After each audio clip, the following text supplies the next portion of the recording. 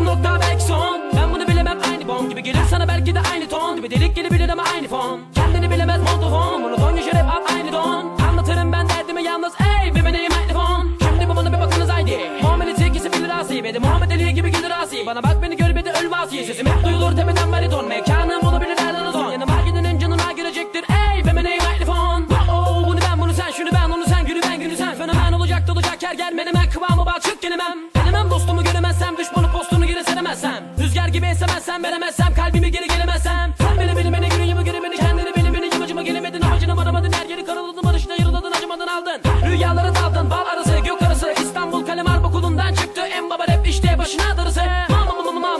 Telefonunu getirsene bana baksana laklık etme sakın ha sen beni dinle. Kendimi dinleme kilometrelerce milimetrik hesaplarla yazdıma. İhtiyacınız var mı yardıma hatalı rhyme'lar fatal rhyme'lar çatıl olur ha. Yatacaktır yere balabanacaktır kanacaktır akacaktır rüzgar gibi esecektir geri gelecektir ceza ettik bir sentezdir bela teknik bir arızadır üç fazdır kanadı kırıktır taktik kuşkunun oluşumudur şu yaptığım replik uçurumdur. Bak beni gör hadi kamil ol tepeden tırnağa sen hami ol ve göz kulak oldum sen de ol hadi holokostu gören insan ol. Ar gibi uç kartal gibi konvede sen köle ol dedi ben patron rhyme'larım can yakabilir ha pardon ya ey be benim mikrofon. Şimdi babana bir bakınız haydi. Muhammed'in ikisi bilir asi ve de Muhammed Ali gibi gelir asi. Bana bak beni gör bir de ölme asi. Sesim hep duyulur tepeden bariton. Mekanım olabilir nereden ton. Yanıma gidenin canına girecektir ey be benim mikrofon. Bana bak yo kalbine aç sana tak. Yo muamele pak katarakt. Yo görünen köy bu dayak.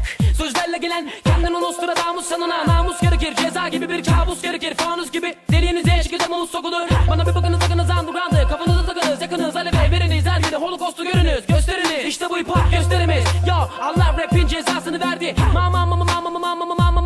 Mikrofon show. Mikrofon show.